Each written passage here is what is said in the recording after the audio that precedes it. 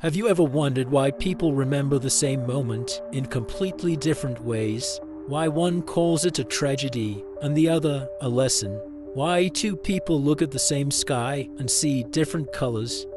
Cognitive psychology offers an answer, a mirror. Not everything you see is exactly what exists. Not every truth you hold is universal. We do not passively receive the world. We build it piece by piece, memory by memory, fear by fear, belief by belief.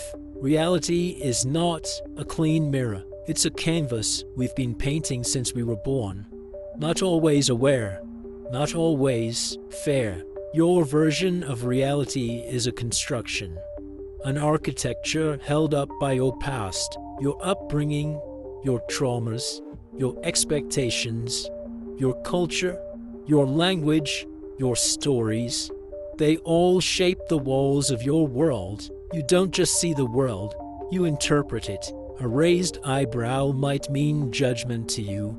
To someone else, it means curiosity. To another, indifference. But the eyebrow didn't change. You did. That's the theory. We don't see the world as it is. We see the world as we are. You walk into a room. A stranger doesn't smile. One person thinks, he hates me. Another thinks, he's shy. A third thinks, nothing to do with me. Same event, different realities. Why? Because you're not reacting to the world itself. You're reacting to the version of the world your mind constructed. Psychologists say, perception is not a camera, it's a filter. And every filter is personal. You see what you're conditioned to see. You hear what you expect to hear. You feel what your history has trained you to feel. This explains so much. Why two siblings can grow up in the same house and tell two completely different stories about the same parents. Why a compliment feels like manipulation to someone who's been betrayed before. Why silence can sound peaceful to one person and threatening to another. Reality is not a fixed movie. It's a customized show. That's why when you argue with someone, you're not just debating facts, you're clashing two entirely different realities, and both can feel equally true, equally vivid, equally valid.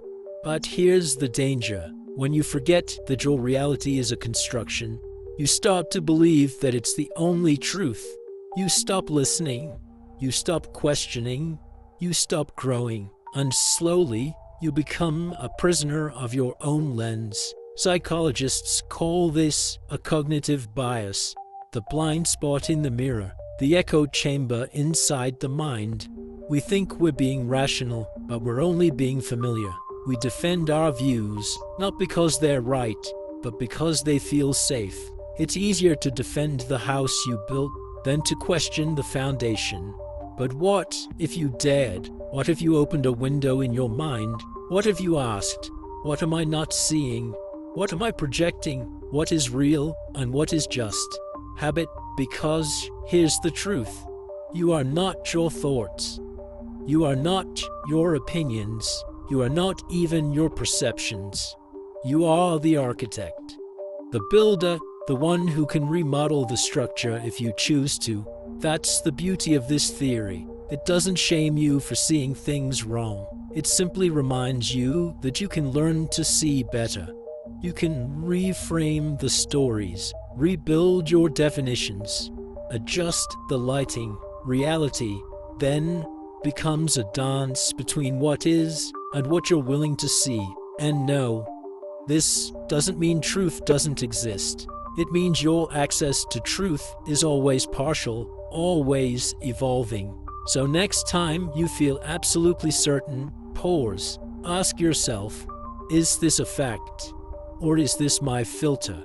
Next time you feel misunderstood, remember, they might be seeing a different room, even if you're standing side by side. Next time you feel stuck in your story, ask, is this the only way to interpret it? Or is this just the way I've always seen it? Because freedom begins when you realize Your mind is not a jail, it's a map.